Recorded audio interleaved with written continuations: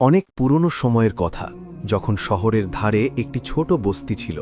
মাটির ঘর, সংকীর্ণ গলিপথ আর সকালে মসজিদ থেকে ওঠা আজানের ধ্বনি পুরো পরিবেশকে শান্তি দিয়ে ভরে দিত। সেই বস্তিতে থাকত এক অনাথ ছেলে, নাম আমিন। মা বাবা দুজনই ছোটবেলায় দুনিয়া ছেড়ে চলে গেছেন। আমিন বড় হচ্ছিল দাদির সান্নিধ্যে। দাদি অনেক বুড়ো, হাত কাঁপত, চোখের আলোও কমে গিয়েছিল। তবুও তার হৃদয় জীবন্ত এবং মুখে সবসময় কৃতজ্ঞতার কথা থাকত। আমিন সকালে উঠে দাদির পায়ে হাত রাখত, তারপর মসজিদের সহনায় গিয়ে ছোটখাটো সাহায্য করত। কখনো মেঝে ঝাড়ু দিত, কখনো পানির ঝুড়ি ভরত। লোকেরা বলতো, এই ছেলে ভাগ্যবান, অনাথ হলেও ভদ্র এবং ধৈর্যের মালিক।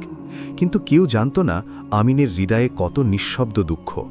অন্য শিশুদের বাবা মার সঙ্গে বাজারে যেতে বা মায়ের হাতের খাবার খেতে দেখে তার হৃদয় ভরে যেত। তবে কখনো অভিযোগ করত না, শুধু চুপচাপ আকাশের দিকে তাকিয়ে বলতো, হে রব, তুমি আমার বন্ধু। একদিন বস্তিতে তীব্র দুর্ভিক্ষ নেমে আসে। চালের দাম বেড়ে যায়, কাজ কমে যায়, দাদির ওষুধও কষ্টে আসে। আমিন সারা দিন কাজ খুঁজে বেড়ায়, কখনো দোকানে ঝাড়ু দেয়, কখনো কারোর বাড়ির বোঝা বহন করে। তবে যা কিছু পায় তা যথেষ্ট হয় না। এক সন্ধ্যায় সূর্য ডোবে আর বাতাসে ক্লান্তি। আমিন মসজিদের পেছনের অংশে বসে থাকে। হাতে তার পুরনো ব্যাগ, কয়েকটি শুকনো রুটি। এক রুটি দাদির জন্য রাখা, আরেকটি নিজে খেতে। হঠাৎ তার চোখ পড়ে এক ভদ্রাত্মক যাত্রীতে, পোশাক ফোলা, মুখ ক্লান্ত, চোখে ক্ষুধার ঝিলিক। যাত্রী, বেটা, কিছু খাবার থাকলে দাও, 3 দিন ধরে খালি পেট। আমিনের হাত থেমে যায়, রুটি তাকায়, তারপর যাত্রীর মুখ। মনে হয় এক যুদ্ধ। দাদির কথা মনে আসে, রিজিক ভাগ করলে কমে না, বরং বাড়ে। আমিন নীরবভাবে রুটি যাত্রীর দিকে বাড়ায়। যাত্রীর চোখে জল আসে। সে রুটি নিয়ে বলে, আল্লাহ তোমায় পুরস্কৃত করুন বেটা, এবং নিঃশব্দে চলে যায়। আমিন বসে থাকে, পেট খালি, হৃদয় শান্ত। রাতে বাড়ি এসে দাদি জিজ্ঞেস করে, আজ খেয়েছ? আমিন হেসে বলে, দাদি, আজ রোজি অন্য কারো ভাগে চলে গেছে। দাদি কিছু বলেন না, শুধু তার মাথায় হাত রেখে দোয়া করে। সেই রাত আমিন গভীর ঘুমায়, যেন কারোর স্পর্শে তার হৃদয়ে আরাম এসেছে। পরের সকালে বস্তির বাইরে আসে এক কাফিলা। শহরের ধনী তাজির যাত্রায় এখানে দাঁড়ায়। সে ঘোষণা করে যে ইচ্ছা করে কাজ করবে তার সততা পুরস্কৃত হবে। আমিনও পৌঁছে যায়। তার সোজা এবং পরিষ্কার মন তাজিরকে প্রভাবিত করে। একদিনের মধ্যে আমিনের জন্য যথেষ্ট অন্ন ও দাদির ওষুধ আসে। আমিন দাদির কাছে দৌড়ে এসে বলে, দাদি, আল্লাহ করম করেছেন।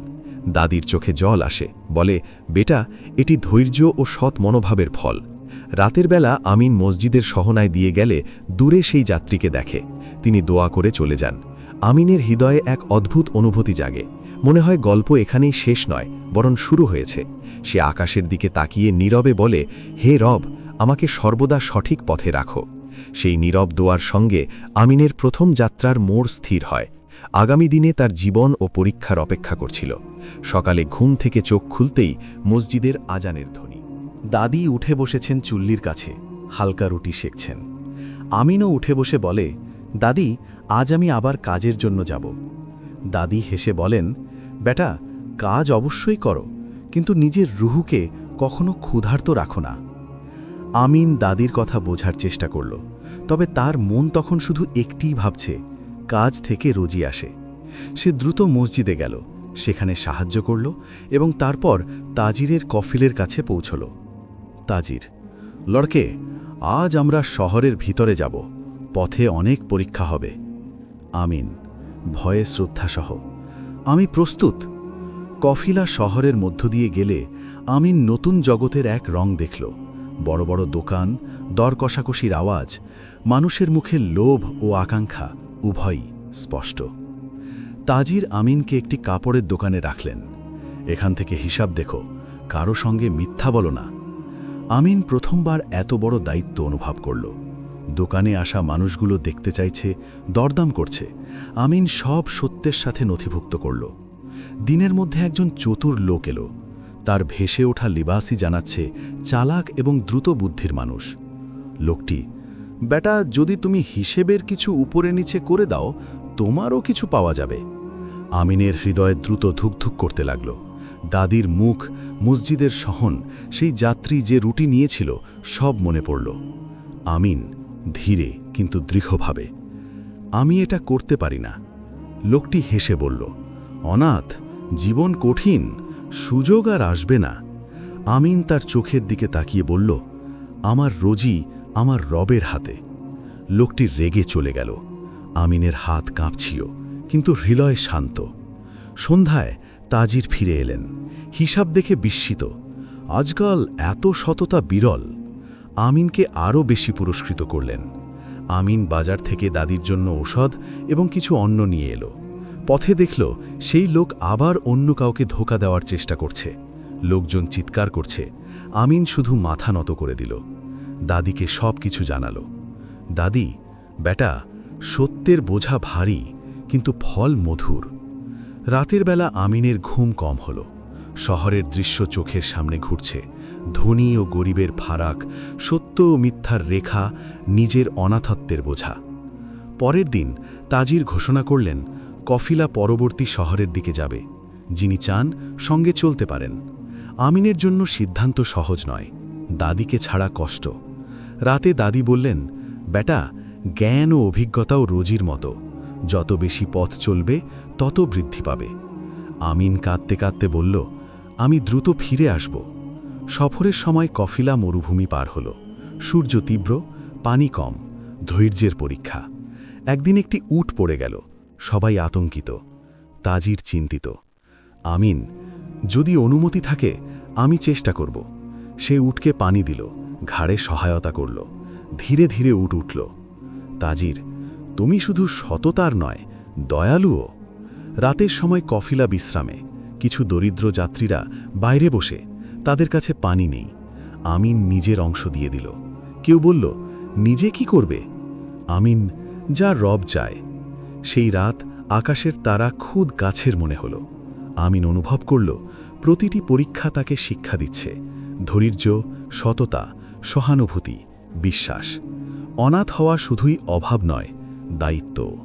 সফরের শেষ সময় দূর থেকে শহরের দৃষ্টি। শহরে ধীরে ধীরে আমিন যে সম্মান আর বিশ্বাস পেয়েছিল, সেটাই একসময় তার জন্য নতুন পরীক্ষার কারণ হয়ে দাঁড়াল।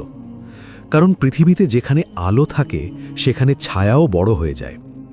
আমিন প্রতিদিন কাজীর মাদ্রাসায় শিশুদের পড়াত। সে তাদের ভালো ব্যবহার, সত্য কথা বলা আর ধৈর্যের শিক্ষা দিত।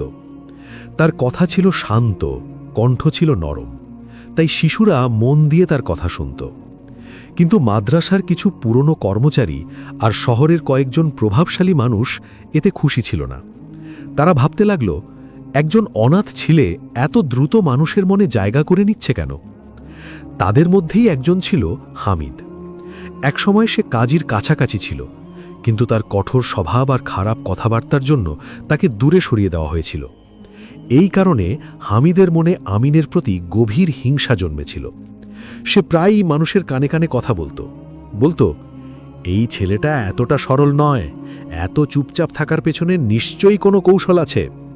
অন্যদিকে আমিন এসব কথা না জেনেই নিজের কাজে মন দিয়ে চলছিল। একদিন মাদ্রাসার কয়েকজন শিশু কাঁদতে কাঁদতে তার কাছে এলো।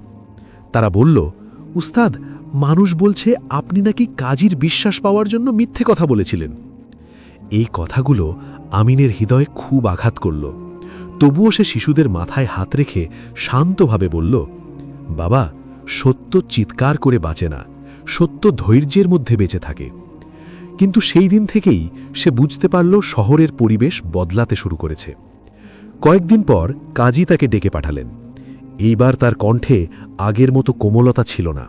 তিনি বললেন, আমিন, কিছু মানুষ তোমার বিরুদ্ধে অভিযোগ করছে। তারা বলছে তুমি নাকি নিজের দিকে টেনে নিচ্ছ। আমিন গভীর শ্বাস নিয়ে বলল, আমি শুধু সেই কথাই বলি যা আমি শিখেছি। কাজী বললেন, আমি তোমার উপর বিশ্বাস রাখি, কিন্তু শহরের চাপও উপেক্ষা করতে পারি না। এই কথাগুলো আমিনের জন্য নতুন পরীক্ষার ইঙ্গিত ছিল। সেই রাতে আমিন মসজিদের উঠানে অনেকক্ষণ একা বসে রইল। আকাশে কালো মেঘ ছিল, বাতাসে ছিল এক অদ্ভুত বিষণ্ণতা। সে মনে মনে প্রার্থনা করল, হে আল্লাহ, যদি আমার নীরবতা মানুষের মধ্যে বিভ্রান্তি সৃষ্টি করে, তাহলে আমাকে সঠিকভাবে কথা বলার শক্তি দাও। পরের দিন শহরে আরেকটি বড় ঘটনা ঘটল। মাদ্রাসার তহবিল থেকে কিছু টাকা হারিয়ে গেল। এবার অভিযোগ শুধু ইঙ্গিত নয়, সরাসরি আমিনের উপরই পড়ল। হামিদ সবার সামনে দাঁড়িয়ে বলল, এই দায়িত্ব তারই ছিল। শহরের বাজারে হইচই শুরু হয়ে গেল, মানুষের কথাবার্তা কঠিন হয়ে উঠল। আবার আমিনকে কাজীর সামনে ডাকা হলো। এবারও প্রমাণ কম ছিল, কিন্তু সন্দেহ অনেক বেশি। আমিন শান্তভাবে বলল, আমি বিশ্বাসঘাতকতা করিনি, কিন্তু শহরের কিছু বয়স্ক মানুষ বলল, প্রতিবারই এই ছেলে বেঁচে যায়, নিশ্চয়ই কোথাও না কোথাও সমস্যা আছে। কাজীর জন্য সিদ্ধান্ত নেওয়া কঠিন হয়ে গেল। শেষে তিনি বললেন, সত্য পরিষ্কার না হওয়া পর্যন্ত আমিন মাদ্রাসা থেকে দূরে থাকবে। এই কথা আমিনের কাছে বন্দিত্বের মতো মনে হল। সেদিন যখন সে মাদ্রাসা থেকে বের হয়ে একা রাস্তায় হাঁটছিল, তখন মানুষের চোখে আগের সম্মান ছিল না, ছিল সন্দেহ। কেউ তার পথ এড়িয়ে গেল, কেউ আবার ধীরে ধীরে কথা বলল। আমিন সোজা নিজের বস্তিতে চলে গেল। দাদিকে দেখে তার চোখে পানি চলে এলো। দাদি তাকে বুকে জড়িয়ে ধরে বললেন, বাবা, যখন সত্যের উপর ভারী বোঝা পড়ে তখন আল্লাহ তার বান্দাকে আরও উঁচুতে তুলে দেন। কিন্তু দাদি তখন খুব দুর্বল হয়ে পড়েছিলেন। তার শ্বাস নিতে কষ্ট হচ্ছিল, ওষুধ ছিল খুব দামি আর সহজে পাওয়াও যাচ্ছিল না। আমিন রাতে তার পাশে বসে তার হাত ধরে গল্প করত। একদিন সে বলল, দাদি, যদি আমি না থাকি? দাদি সঙ্গে সঙ্গে তাকে থামিয়ে দিলেন। তিনি বললেন, এমন কথা বলো না, তুমি শুধু তোমার পরীক্ষা পার করো। কিছুদিন পর শহরের কাজীর বাড়িতেও সমস্যা দেখা দিল। তার ছেলে হঠাৎ খুব অসুস্থ হয়ে পড়ল। শহরের চিকিৎসকেরা চেষ্টা করেও তাকে ভালো করতে পারছিল না। যখন আমিন এই খবর পেল, সে আর দেরি না করে কাজীর বাড়িতে চলে গেল। হামিদ তাকে দেখে বিরক্ত হয়ে বলল, তুমি এখানে কেন এসেছ? আমিন শান্তভাবে বলল, অসুস্থ মানুষের সেবা করতে। কাজী দুর্বল কণ্ঠে তাকে অনুমতি দিলেন। আমিন সারা রাত সেই ছেলের পাশে বসে রইল, তাকে পানি দিল, প্রার্থনা করল, আর নিজের জানা কিছু ভেষজ ঔষধ ব্যবহার করল। ভোরের দিকে ছেলেটির অবস্থা ধীরে ধীরে ভালো হতে শুরু করল। কাজীর চোখে পানি চলে এলো। তিনি বললেন, আমি তোমার উপর সন্দেহ করেছিলাম, আর তুমি তার বদলে সেবা করলে। কিন্তু এই ঘটনা হামিদির মনে আরও বেশি রাগ আর হিংসা তৈরি করল। সে শহরের কয়েকজন লোককে নিয়ে নতুন এক ষড়যন্ত্র করল। এবার লক্ষ্য শুধু আমিন নয়, তার দাদিকেও। এক সন্ধ্যায় যখন আমিন পানি আনতে বাইরে গিয়েছিল, তখন বস্তিতে গুজব ছড়িয়ে দেওয়া হলো তার দাদি নাকি বহু বছর আগে কোনো অপরাধের সাথে জড়িত ছিলেন। যখন আমিন ফিরে এলো, সে দেখল তার বাড়ির সামনে অনেক মানুষ জড়ো হয়েছে। ভেতরে দাদি ভয়ে বসে আছেন। আমিন মানুষের সামনে দাঁড়িয়ে বলল, যদি আমার দাদির বিরুদ্ধে কারো কোনো অভিযোগ থাকে তাহলে প্রমাণ নিয়ে সামনে আসুন। এবং এখান থেকেই শুরু হতে চলেছিল আমিনের জীবনের সবচেয়ে কঠিন পরীক্ষা। আমিন মানুষের সামনে দাঁড়িয়ে শান্ত গলায় বলল, যদি আমার কোনো ভুল হয়ে থাকে আমাকে শাস্তি দিন, কিন্তু আমার দাদিকে ক্ষমা করুন। এই কথা শুনে চারপাশের পরিবেশ যেন হঠাৎ থেমে গেল। ঠিক তখনই কাজীও সেখানে এসে পৌঁছালেন। তিনি কঠোর কণ্ঠে বললেন, নির্দোষ মানুষের ওপর অভিযোগ করা অন্যায়। এরপর বিষয়টি তদন্ত করা হলো। কিছু সময়ের মধ্যেই সবাই বুঝতে পারল এই গুজব সম্পূর্ণ মিথ্যা। ধীরে ধীরে হামিদের চক্রান্তও প্রকাশ পেতে শুরু করল। কিন্তু এই সমস্ত ঝামেলা আমিন আর তার দাদি দুজনকেই ভেতর থেকে ক্লান্ত করে দিয়েছিল। দাদির শরীর আরও খারাপ হয়ে গেল। এক রাত ছিল খুব নীরব, আকাশে চাঁদও যেন ফ্যাকাশে লাগছিল। সেই রাতে দাদি আমিনের হাত ধরে ধীরে বললেন, বাবা, মনে হয় আমার পথ এখানেই শেষ হতে চলেছে। আমিনের হৃদয় কেঁপে উঠল। সে বলল, দাদি, আমাকে একা রেখে যাবেন না। দাদি হালকা হাসলেন। তিনি বললেন, তুমি একা নও, তোমার আল্লাহ সব সময় তোমার সাথে আছেন। সেই রাতেই আমিন অনুভব করল তার জীবনের সবচেয়ে বড় পরীক্ষা খুব কাছে চলে এসেছে। এটা শুধু ধৈর্যের পরীক্ষা নয়, বিশ্বাসেরও পরীক্ষা। এর পরের সকালে বস্তির মানুষজন একত্র হল। চারিদিকে ছিল কান্নার শব্দ আর নীরবতার ভার। দাদিকে মাটির কাছে সমর্পণ করা হলো। আমিন চুপচাপ দাঁড়িয়ে রইল। কোনো চিৎকার নয়, কোনো অভিযোগ নয়, শুধু চোখে সেই গভীর জল যা হৃদয়ের ভেতর পর্যন্ত পৌঁছে যায়। কাজী নিজেও সেখানে এলেন। তিনি আমিনের মাথায় হাত রেখে বললেন, বাবা, আজ থেকে এই শহরের দায়িত্বের একটি অংশ তোমার ওপরও রইল। আমিন শান্তভাবে বলল, আমি যা করি আল্লাহর ভরসায় করি। দাদির চলে যাওয়ার পর ঘরটা খুব ফাঁকা লাগতে শুরু করল। দেওয়ালে যেন তার কথার প্রতিধ্বনি রয়ে গেছে।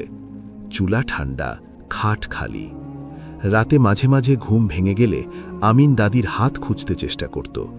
তারপর মনে পড়ত, এখন তার একমাত্র ভরসা দোয়া। এভাবে কয়েকদিন কেটে গেল। শহরের মানুষের আচরণও দুই রকম হয়ে গেল। কেউ তার কাছে এলো, কেউ আবার দূরে সরে গেল।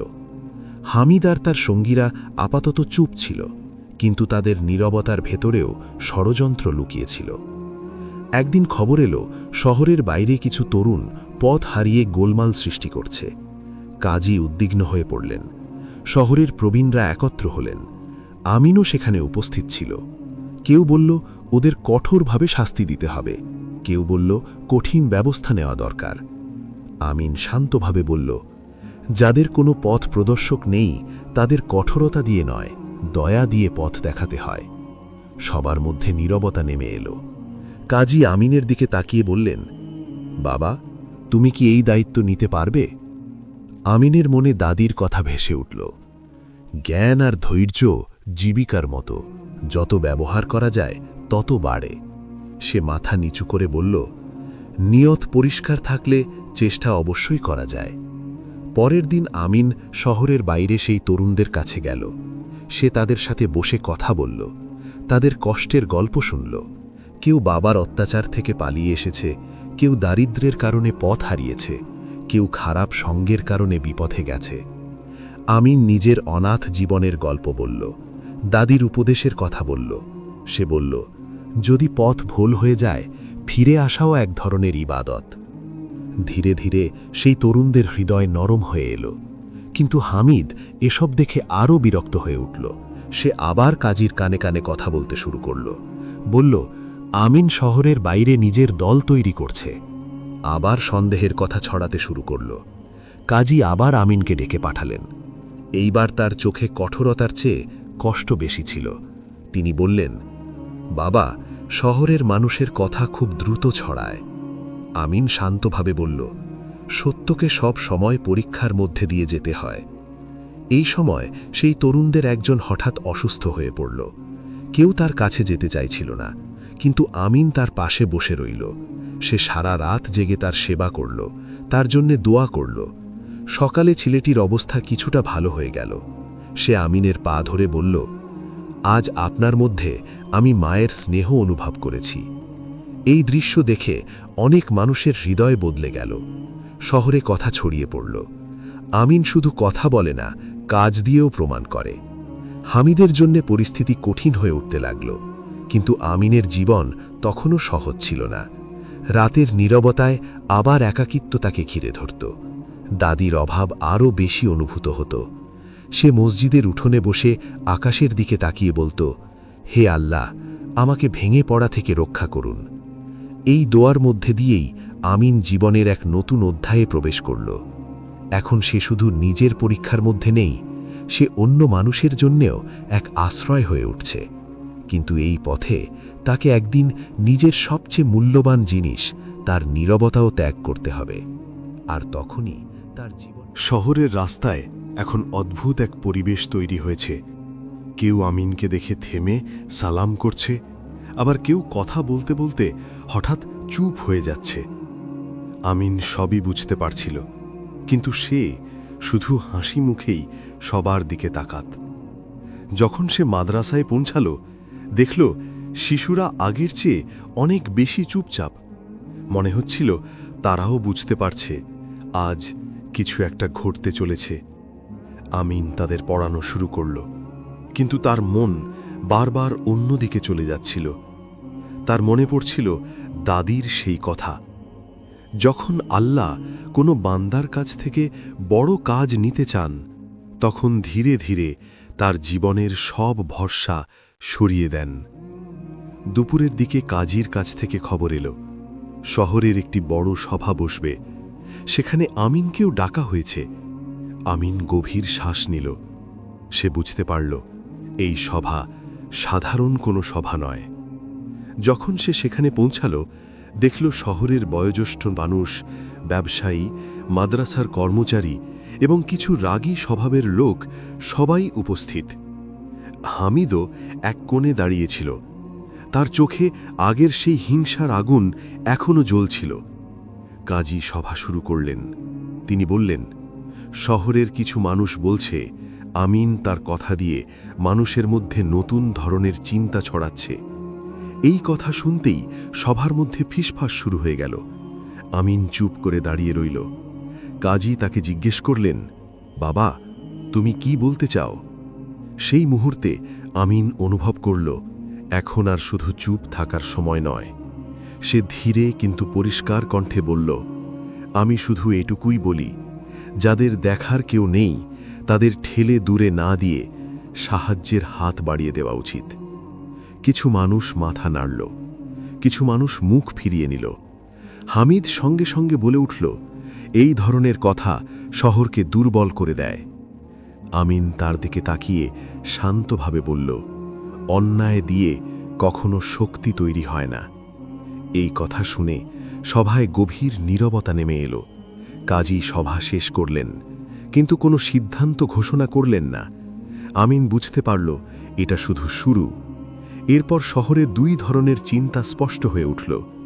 একদল মানুষ আমিনের পাশে দাঁড়াল, আরেক দল মানুষ তাকে ভয় পেতে শুরু করল। সেই রাতে আমিন তার ঘরে একা বসেছিল। একটি ছোট প্রদীপ জ্বলছিল, তার আলোয় দেওয়ালে ছায়া নড়ছিল। আমিন দাদির পুরনো চাদরটি হাতে নিল, চোখ বন্ধ করে ধীরে বলল, আজ আপনি থাকলে আমাকে কি পরামর্শ দিতেন? কোনো উত্তর এলো না, কিন্তু সেই নীরবতার মধ্যেও যেন সাহস ছিল। পরের দিন শহরের বাইরে থাকা কিছু তরুণ আবার আমিনের কাছে এলো।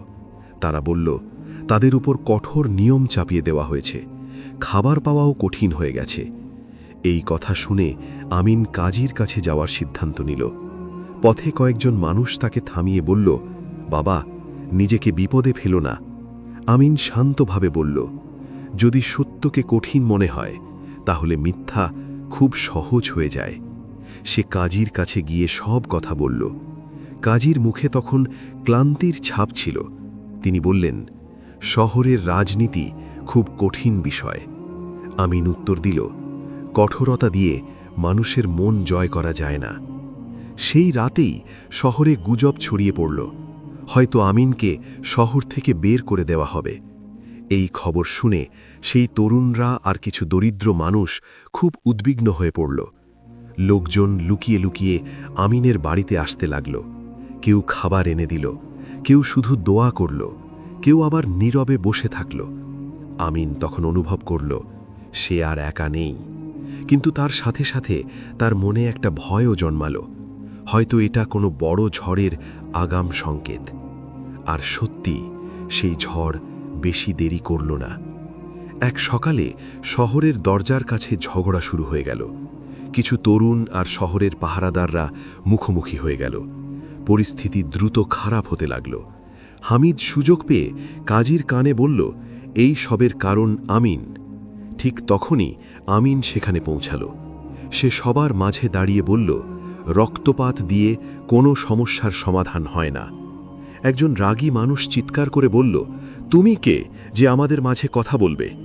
আমিন শান্তভাবে বলল, যখন অন্যায় হয় আর কেউ চুপ থাকে, তখন সেই নীরব মানুষও সেই অন্যায়ের অংশ হয়ে যায়।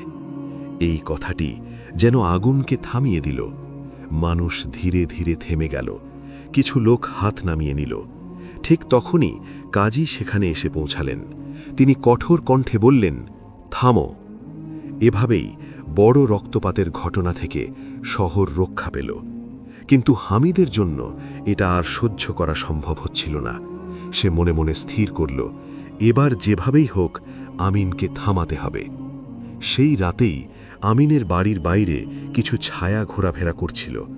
দরজায় হালকা শব্দ হল। আমিন তখনও জেগেছিল। সে দরজা খুলল, কিন্তু বাইরে কেউ ছিল না, শুধু অন্ধকার আর ঠান্ডা বাতাস। সে বুঝতে পারল বিপদ খুব কাছেই।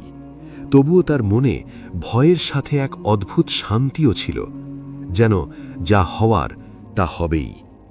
পরের সকালে কাজীর কাছ থেকে খবর এলো, শহরের বাইরে আমিনকে একটি সিদ্ধান্ত শোনানো হবে। আমিন বুঝে গেল এটাই তার জীবনের সবচেয়ে কঠিন মুহূর্ত। সে মসজিদে গেল, 2 রাকাত নফল নামাজ পড়ল, তারপর দোয়া করল, হে আল্লাহ, যদি আমার কথায় সত্য থাকে তাহলে আমাকে দৃঢ় রাখুন, আর যদি ভুল থাকে তাহলে আমাকে নম্র হতে শেখান। যখন সে শহরের বাইরে পৌঁছাল, দেখল অনেক মানুষ আগে থেকেই সেখানে জড়ো হয়েছে। কারো চোখে আশা, কারো চোখে রাগ। কাজী সিদ্ধান্ত ঘোষণা করার জন্য হাত তুললেন। হামিদের মুখ শক্ত হয়ে গেল, আর আমিন অনুভব করল আজ শুধু তার নয়, পুরো শহরের পরীক্ষা হতে চলেছে। কারণ আজ যে সিদ্ধান্ত হবে তা শুধু একজন। আজকের সিদ্ধান্ত শুধু একজন মানুষের ব্যাপারে ছিল না, এটা নির্ধারণ করবে এই শহর অন্যায়ের পাশে দাঁড়াবে নাকি সত্যের পাশে। ঠিক সেই মুহূর্তে আমিনের গল্প এমন এক মোড়ে এসে দাঁড়ালো যেখান থেকে ফিরে যাবার আর কোনো পথ ছিল না। এখন সামনে শুধু 2টি পথ, মাথা উঁচু করে সত্যের পথে দাঁড়িয়ে থাকা, অথবা সব কিছু ছেড়ে অন্ধকারে হারিয়ে যাওয়া। শহরের বাইরে যে ভিড় জমেছিল, সেখানে প্রত্যেক মানুষের চোখে আলাদা আলাদা অনুভূতি ছিল। কেউ নীরবে আমিনের জন্য দোয়া করছিল, আবার কেউ অপেক্ষা করছিল কবে সে হারবে। কাজী হাত তুলে সিদ্ধান্ত ঘোষণা করতে যাচ্ছিলেন। মুহূর্তটা এত নীরব ছিল যে মনে হচ্ছিল বাতাসও যেন থেমে গেছে। আমিন সোজা হয়ে দাঁড়িয়েছিল, না তার চোখ নিচু ছিল, না তার মাথা উঁচু করে অহংকার দেখাচ্ছিল। তার মুখে ছিল এক ধরনের শান্তি। সেই শান্তি সেই মানুষের মুখেই দেখা যায় যে নিজের বিষয় পুরোপুরি আল্লাহর ওপর ছেড়ে দিয়েছে। কাজী যখন সিদ্ধান্ত ঘোষণা করতে শুরু করলেন, ঠিক তখনই ভিড়ের পেছন দিক থেকে হঠাৎ হইচই শুরু হলো। কিছু পাহারাদার একজন মানুষকে টেনে সামনে নিয়ে আসছিল। তার কাপড় এলোমেলো, মুখ ফ্যাকাশে, চোখে ভয়। কাছাকাছি আসতেই সবাই তাকে চিনতে পারল। সে ছিল হামিদ। ভিড়ের মধ্যে ফিসফাস শুরু হয়ে গেল। কাজী কঠোর গলায় জিজ্ঞেস করলেন, এটা কি ব্যাপার? পাহারাদাররা বলল, গত রাতে শহরের তহবিলের কাছে তাকে ধরা হয়েছে। তার কাছ থেকে সেই একই শিলমোহর করা কাগজ পাওয়া গেছে যা আগে হারিয়ে যাওয়া টাকার সঙ্গে মিলেছে। হামিদ ভয়ে চিৎকার করতে লাগল। কখনো আমিনকে দোষ দিচ্ছিল, কখনো কাজীকে, কখনো পরিস্থিতিকে। কিন্তু তার কথায় আর আগের সেই শক্তি ছিল না। কাজী তাকে থামিয়ে জিজ্ঞেস করলেন, তুমি কি আমিনের বিরুদ্ধে মিথ্যা অভিযোগ করেছিলে? প্রথমে হামিদ অস্বীকার করল, কিন্তু যখন সাক্ষীরা সামনে এলো তার কথা জড়িয়ে গেল। শেষ পর্যন্ত সে স্বীকার করেই ফেলল, হিংসা থেকেই আমি এসব করেছি। এই কথা শোনার সাথে সাথে ভিড়ের মধ্যে যেন একটা ভার নেমে গেল। কিছু মানুষের চোখে লজ্জা ছিল, কিছু মানুষের চোখে বিস্ময়। কাজী আমিনের দিকে তাকিয়ে বললেন, বাবা, আজ তোমার সত্য পুরো শহরের সামনে পরিষ্কার হয়ে গেল। আমিন শান্তভাবে বলল, সত্য সবসময় পরিষ্কার হয়, শুধু সময় লাগে।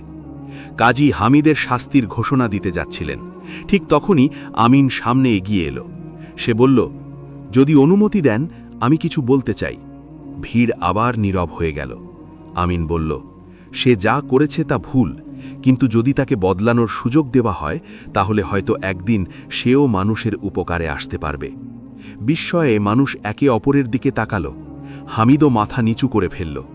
কাজী গভীর শ্বাস নিয়ে বললেন, এমন ক্ষমা শুধু শক্ত হৃদয়ের মানুষই দেখাতে পারে। শেষে সিদ্ধান্ত হল, হামিদকে শহর থেকে দূরের একটি বস্তিতে পাঠানো হবে, যেখানে তাকে মানুষের সেবা করে নিজের ভুলের বোঝা কমাতে হবে। ধীরে ধীরে ভিড় কমে গেল, কিন্তু আমিনের চারপাশে অনেক মানুষ জড়ো হয়ে রইল। কেউ তার হাত ধরে দোয়া করল, কেউ কাঁদল, কেউ শুধু চুপচাপ দাঁড়িয়ে রইল। এই সম্মান আমিনের কাছে অদ্ভুত লাগছিল, কারণ সে কখনো সম্মানকে নিজের লক্ষ্য বানায়নি। সেই রাতে শহরের বাতিগুলো যেন একটু বেশি উজ্জ্বল ছিল। মানুষ একে অপরের বাড়িতে গিয়ে কথা বলছিল। মনে হচ্ছিল শহর যেন দীর্ঘ সময় পর একটু শান্তি পেয়েছে। আমিন যখন বাড়িতে ফিরল, তার খাট তখনও খালি। দাদির অভাব আবার তার মনে গভীর হয়ে উঠল। সে দাদির চাদরটা স্পর্শ করে ধীরে বলল, আজ আপনি থাকলে খুব খুশি হতেন। রাতের শেষ ভাগে কাজী নিজেই আমিনের বাড়িতে এলেন। তিনি বললেন, এই শহরে তোমার মতো একজন পথপ্রদর্শক দরকার। আমিন উত্তর দিল, আমি কোনো পথপ্রদর্শক নই, আমি শুধু শিখছি। কাজী হেসে বললেন, যে শিখতে থাকে সেও একদিন পথ দেখায়। কয়েকদিনের মধ্যেই শহরের অবস্থা সত্যিই বদলাতে শুরু করল। দরিদ্রদের জন্য খাবারের ব্যবস্থা করা হলো, তরুণদের জন্য কাজের সুযোগ তৈরি হলো, শিশুদের শিক্ষার ব্যবস্থাও আরও ভালো করা হলো। আমিন সব জায়গায় কাজ করছিল, কিন্তু নিজের নাম সামনে আনত না। কিন্তু এই শান্তি খুব বেশি দিন নিরাপদ থাকল না। শহরের বাইরের কিছু কঠোর স্বভাবের নেতা আমিনের প্রভাব দেখে ভয় পেতে শুরু করল। তারা ভাবল, যদি এই চিন্তা ছড়িয়ে পড়ে তাহলে তাদের ক্ষমতা কমে যাবে। তারা গোপনে বৈঠক করে সিদ্ধান্ত নিল, আমিনকে শহরের বাইরে ডেকে এনে শেষ আঘাত করা হবে। একদিন আমিনের কাছে খবর এলো, দূরের একটি গ্রামের প্রবীণ মানুষরা তার সাথে দেখা করতে চান। আমিন কোনো সন্দেহ না করে যাওয়ার সিদ্ধান্ত নিল। কাজী তাকে বললেন, একা যেও না। আমিন বলল, যদি উদ্দেশ্য সৎ হয় তাহলে পথ নিজেই নিরাপত্তা হয়ে যায়। যাত্রাপথে আবার মরুভূমি সামনে এলো, একই রোদ, একই নীরবতা। কিন্তু এবার আমিন একা ছিল না, তার সাথে ছিল তার দোয়া, তার ধৈর্য আর তার বিশ্বাস। রাতে সে একটি পুরনো সরাইখানায় থামল। সেখানে তার মনে হলো কেউ যেন তাকে লক্ষ্য করছে।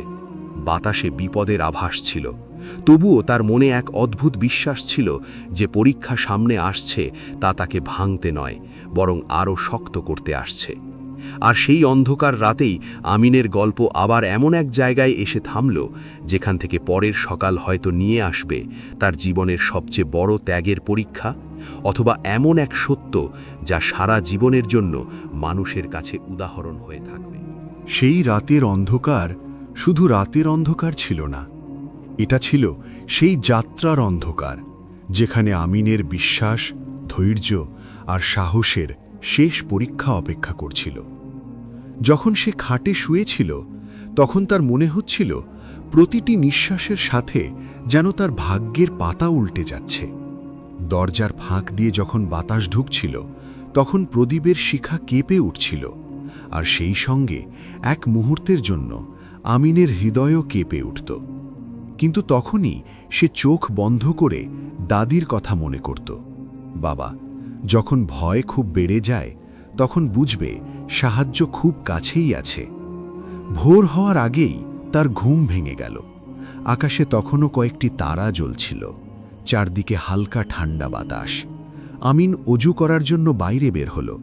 ঠিক তখন দূরে বালুর উপর হালকা পায়ের শব্দ শুনতে পেল। সে পিছনে তাকালো, কিন্তু কাউকে দেখতে পেল না। তবুও তার মনে হচ্ছিল সে আর একা নেই। ফজরের নামাজের পর যখন সে সরাইখানা ছেড়ে বের হতে লাগল, তখন সরাইখানার মালিক তাকে গভীরভাবে দেখছিল। মনে হচ্ছিল সে কিছু বলতে চায় কিন্তু বলতে পারছে না। আমিন নিজেই জিজ্ঞেস করল, কিছু বলবেন? মালিক ধীরে বলল, বাবা, গতরাতে কয়েকজন লোক এখানে এসেছিল, তারা তোমার খোঁজ করছিল। আমিন শান্তভাবে বলল, তবুও আল্লাহ শুকর যে আজ নতুন সকাল পেলাম। তারপর সে আবার যাত্রা শুরু করল। মরুভূমির পথ ছিল দীর্ঘ। সূর্য ধীরে ধীরে তীব্র হতে লাগল। প্রতিটি পদক্ষেপে আমিন অনুভব করছিল তার জীবনের পুরনো অধ্যায়গুলো পিছনে পড়ে যাচ্ছে, আর সামনে রয়েছে শুধু সেই পথ যেটা তাকে নতুন মানুষ বানাবে।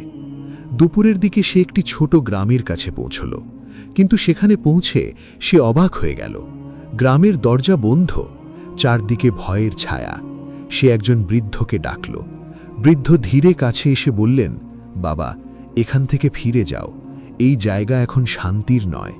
আমিন জিজ্ঞেস করল, কেন, কি হয়েছে? বৃদ্ধ বললেন, কিছু শক্ত লোক এখানে নিজেরাই আইন হয়ে গেছে, যে তাদের কথা মানে না তাকে বাঁচতে দেয় না। এক মুহূর্তের জন্য আমিনের মনে আশঙ্কা জাগল, কিন্তু সে বলল, আমি সেই বয়োজ্যেষ্ঠদের বার্তা নিয়ে এসেছি যারা শান্তি চায়। বৃদ্ধ মাথা নেড়ে বললেন, আল্লাহ তোমার সহায় হন। গ্রামের ভেতরে ঢুকতেই আমিন দেখল মানুষ চুপচাপ হাঁটছে, শিশুরাও ধীরে কথা বলছে। মনে হচ্ছিল প্রতিটি শব্দ যেন পাহারায় বন্দী। আমিনকে একটি পুরনো বাড়িতে নিয়ে যাওয়া হলো। সেখানে কয়েকজন নেতা আগে থেকেই বসেছিল।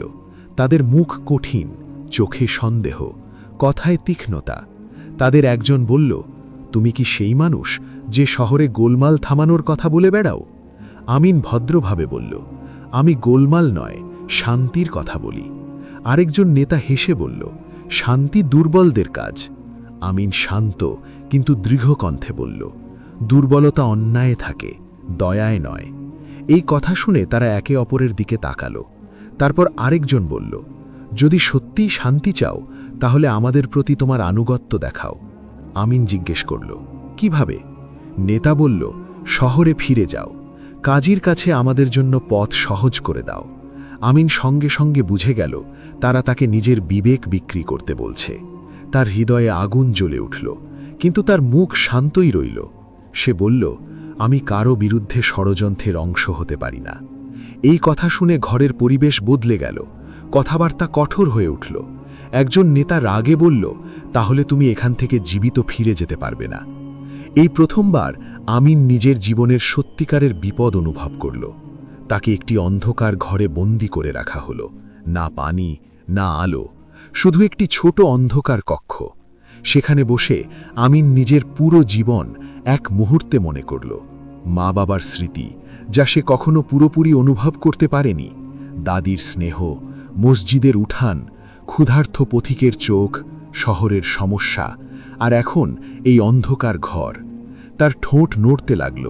সে ধীরে ধীরে দোয়া করতে লাগল, হে আল্লাহ, যদি আজ আমার জীবনের শেষ দিন হয় তাহলে আমাকে আপনার সন্তুষ্টির ওপর দৃঢ় রাখুন। ঘণ্টার পর ঘণ্টা কেটে গেল। কখনো বাইরে পায়ের শব্দ, কখনো হাসির আওয়াজ, কখনো কঠিন কথা।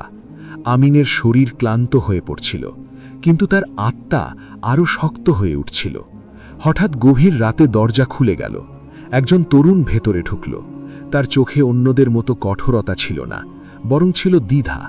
সে ধীরে বলল, তোমাকে এখান থেকে বের হতে হবে। আমিন অবাক হয়ে জিজ্ঞেস করল, তুমি কে? তরুণ বলল, আমিও একসময় অনাথ ছিলাম। সে আমিনের বাঁধন খুলে দিল, তারপর বলল, তোমার কথা আমার হৃদয়কে নাড়া দিয়েছে। দুজনেই চুপচাপ পিছনের পথ দিয়ে বের হয়ে গেল। বাইরে বিশাল মরুভূমি, আকাশে ভোরের প্রথম আলো উঠছিল। তরুণ বলল, শহরের মানুষ তোমার অপেক্ষা করছে। এরপর সে অন্ধকারে হারিয়ে গেল। আমিন ক্লান্ত ছিল, কিন্তু সে বেঁচে ছিল। প্রতিটি পদক্ষেপে সে অনুভব করছিল, এটা শুধু তার জীবনের রক্ষা নয়, এটা সেই বার্তার রক্ষা যা তার মাধ্যমে মানুষের কাছে পৌঁছতে হবে। যখন সে শহরের কাছে পৌঁছল, মানুষ তাকে দেখে দৌড়ে এলো। কাজী তাকে দেখে চোখ বন্ধ করে বললেন, এখন আমরা বুঝতে পারছি সত্যের পথ কখনো সহজ নয়। আমিন শান্তভাবে বলল, সহজ হলে এটাকে পরীক্ষা বলা হতো না। এরপর সেই নেতাদের ষড়যন্ত্র প্রকাশ হয়ে গেল। তাদের ওপর কঠোর নিষেধাজ্ঞা আরোপ করা হল। এরপর শহর আর আশেপাশের বসতিগুলোর মধ্যে শান্তির নতুন পথ খুলে গেল। কিন্তু আমিনের জন্য সবচেয়ে বড় বোঝা ছিল অন্য কিছু। এই দীর্ঘ যাত্রা তার শরীরকে দুর্বল করে দিয়েছিল, কিন্তু তার আত্মাকে আরও গভীর করে তুলেছিল। এক রাতে যখন সে মসজিদের উঠানে শুয়েছিল, তখন তার মনে হলো সে যেন আবার সেই ছোট অনাথ ছেলেটি যে একদিন নিজের রুটি অন্যকে দিয়ে ঘুমিয়ে পড়েছিল। তবে পার্থক্য ছিল একটাই, আগে তার দায়িত্ব ছিল শুধু একটি ঘর বা একটি শহর পর্যন্ত, আর এখন তার দায়িত্ব ছড়িয়ে পড়েছে সেই বার্তা পর্যন্ত, যে বার্তা বলে, অন্যায়ের সামনে ধৈর্য আর দয়ার পথই সত্যিকারের শক্তি। পূর্বের সফরের ক্লান্তি তখনও পুরোপুরি কাটেনি, তবুও শহরের মানুষ তাকে আপন করে নিল। যারা একসময় তার উপর সন্দেহ করত, আজ তারা নীরবে তার প্রতি সম্মান দেখাচ্ছিল। যখন সে মসজিদের উঠানে ঢুকল, তখন তার মনে হলো এই দেয়ালগুলোও যেন তাকে চিনে ফেলেছে। কাজী এগিয়ে এসে তাকে বুকে জড়িয়ে ধরলেন। তিনি বললেন, বাবা, আজ তুমি শুধু নিজের জীবন নয়, এই শহরের আত্মাকেও রক্ষা করেছ। আমিন শান্ত কণ্ঠে বলল, আমি শুধু আমার দায়িত্ব পালন করেছি। কিন্তু সেই দায়িত্বের মূল্য তার মুখে স্পষ্ট ছিল। চোখের নিচে ক্লান্তির ছাপ, মুখে অবসাদের রেখা, আর হৃদয়ের ভেতরে সেই নীরব ব্যথা যা শুধু আল্লাহ আর বান্দাই জানে। কয়েকদিন আমিন অসুস্থ হয়ে পড়ল। সে মসজিদের এক কোণে শুয়ে থাকত। মানুষ পালা করে তার খবর নিতে আসত। কেউ পানি দিত, কেউ দোয়া করত, কেউ আবার চুপচাপ তার পাশে বসে থাকত। আর আমিন সবাইকে হাসি মুখে দেখত, কিন্তু তার হৃদয়ের ভেতরে দাদির স্মৃতি আরও তীব্র হয়ে উঠছিল। তার মনে হতো, আজ যদি দাদি বেঁচে থাকতেন তবে হয়তো তার মাথায় হাত রেখে বলতেন, বাবা, তুমি তোমার দায়িত্ব ঠিকই পালন করে যাচ্ছ। কিছুটা সুস্থ হওয়ার পর কাজী শহরের প্রবীণদের একটি সভা ডাকলেন। এইবার সভা ছিল না কোনো অভিযোগ বা বিবাদের জন্য, বরং শহরের ভবিষ্যৎ নিয়ে। কাজী বললেন, একটা শহর শুধু দেয়াল দিয়ে নিরাপদ হয় না, ন্যায় বিচারই তাকে সত্যিকারের নিরাপদ করে। তারপর তিনি আমিনের দিকে তাকিয়ে বললেন, ন্যায়ের দায়িত্ব শুধু সেই মানুষই নিতে পারে যে ভেঙে পড়েও মাথা নত করে না। এই কথা সবার জন্য সহজ ছিল না, কারণ এখনও কিছু মানুষ তাদের পুরনো চিন্তা ছাড়তে চাইছিল না। তখন আমিন নিজেই উঠে দাঁড়াল। সে বলল, যদি আমার কারণে কারোর মনে ভয় বা রাগ জন্মে থাকে, আমি ক্ষমা চাই, কারণ আমার উদ্দেশ্য কখনো মানুষকে ভাগ করা ছিল না। এই কথা শুনে অনেক মাথা নত হয়ে গেল, কিছু চোখে জলও দেখা গেল। অনেকদিন পর শহরের বাতাসে যেন হালকা অনুভূতি ফিরে এলো। কাজী ঘোষণা করলেন, আমিনকে শহরের তরুণ ও শিশুদের পথপ্রদর্শক করা হবে। কিন্তু আমিন সঙ্গে সঙ্গে বলল, আমার কোনো পদ বা সম্মান দরকার নেই, শুধু এতটুকু অনুমতি চাই, আমি যা শিখেছি তা মানুষকে শেখাতে চাই।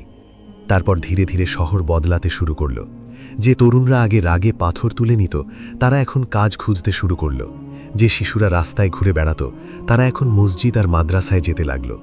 প্রতিদিন সকালে আমিন তাদের সাথে বসত, নিজের জীবনের গল্প বলত। সে বলত, আমি তোমাদের চেয়ে ভালো নই, আমি শুধু তোমাদের আগে ভেঙে পড়েছি। এই কথাই তাদের হৃদয় গিয়ে লাগত। কিন্তু আমিনের জন্য সবচেয়ে কঠিন সময় ছিল সন্ধ্যা, যখন সে বাড়ি ফিরত আর দাদির কণ্ঠ শুনতে পেত না। যে চুলো একসময় দাদির হাতে জ্বলত, আজ তা নীরব। এক রাতে আমিন মসজিদের উঠানে বসে কাঁদছিল। সে বলল, হে আল্লাহ, তুমি আমার কাছ থেকে অনেক কিছু নিয়েছ, কিন্তু আমাকে অভিযোগ করার ভাষাও দাওনি। সেই রাতে সে বুঝল, ধৈর্য মানে শুধু চুপ থাকা নয়, ভেতর থেকে আল্লাহর সিদ্ধান্তে সন্তুষ্ট থাকা। এভাবেই কয়েক বছর কেটে গেল। শহরের নাম দূর দূরান্তে ছড়িয়ে পড়ল। মানুষ বলতে লাগল, এই শহরে ন্যায় আর দয়া একসাথে চলে। একদিন শহরের দরজায় একজন তরুণ এসে দাঁড়াল। সে সেই তরুণ যে একদিন অন্ধকার ঘর থেকে আমিনকে পালাতে সাহায্য করেছিল। সে বলল, আমি আমার জীবন বদলে ফেলেছি। আমিনের চোখে জল চলে এলো। সে বলল, এটাই আমার জীবনের সবচেয়ে বড় পুরস্কার। কিন্তু পৃথিবীর নিয়ম হল, প্রতিটি যাত্রা একদিন শেষ হয়। ধীরে ধীরে আমিনের শরীর আবার দুর্বল হতে লাগল। কাজী ও শহরের প্রবীণরা তার কাছে এলেন। তারা বললেন, এই শহর তোমাকে ছাড়া অসম্পূর্ণ। আমিন হেসে বলল, একটা শহর কখনো একজন মানুষের উপর নির্ভর করা উচিত নয়। তারপর তিনি তাদের উপদেশ দিলেন, জ্ঞান আর দয়াকে জীবিত রেখো, অনাথদের যত্ন নাও, আর অন্যায়ের সামনে চুপ থাকাকে অভ্যাস বানিও না। শেষ রাত্রিতে আমিন মসজিদের উঠানে শুয়েছিল, ঠিক সেই জায়গায় যেখান থেকে তার যাত্রা শুরু হয়েছিল। আকাশে তারা জ্বলছিল ঠিক সেই রকম, যেমন সেই শৈশবের রাতে যখন সে নিজের ক্ষুধা ভুলে রুটি অন্যকে দিয়ে ঘুমিয়ে পড়েছিল। সে ধীরে বলল, হে আল্লাহ, যা কিছু ছিল সবই তোমার ছিল। সকালে আজান হলো, কিন্তু আমিন আর উঠতে পারল না। যখন মানুষ তার কাছে এলো, তারা দেখল তার মুখে গভীর শান্তি। মনে হচ্ছিল একজন পথিক অবশেষে নিজের ঘরে ফিরে গেছে। শহরে শোক নেমে এলো, কিন্তু সেই শোকের সাথে ছিল এক অদ্ভুত আলো। কাজী বললেন, আমিন চলে গেছে, কিন্তু সে তার পথ রেখে গেছে। আজও সেই শহরে যখন কোনো শিশু কোনো অনাথের দিকে সাহায্যের হাত বাড়ায়, যখন কোনো ক্ষুধার্ত মানুষ খাবার পায়, যখন কেউ ভুল পথ ছেড়ে সঠিক পথে ফিরে আসে, তখন মানুষ বলে, এটা আমিনের গল্পের প্রভাব। কারণ সে শুধু একজন অনাথ ছেলে ছিল না, সে ছিল একটা শিক্ষা। যে শিক্ষা আমাদের শিখিয়ে গেছে, ধৈর্য দুর্বলতা নয়, দয়া বোকামি নয়, আর সত্য কখনো একা থাকে না। শুধু তার পথে হাঁটার জন্য একজন মানুষের দরকার হয়। আর এই শিক্ষার সাথেই আমিনের গল্প নীরবে কিন্তু চিরদিনের জন্য শেষ হয়ে গেল।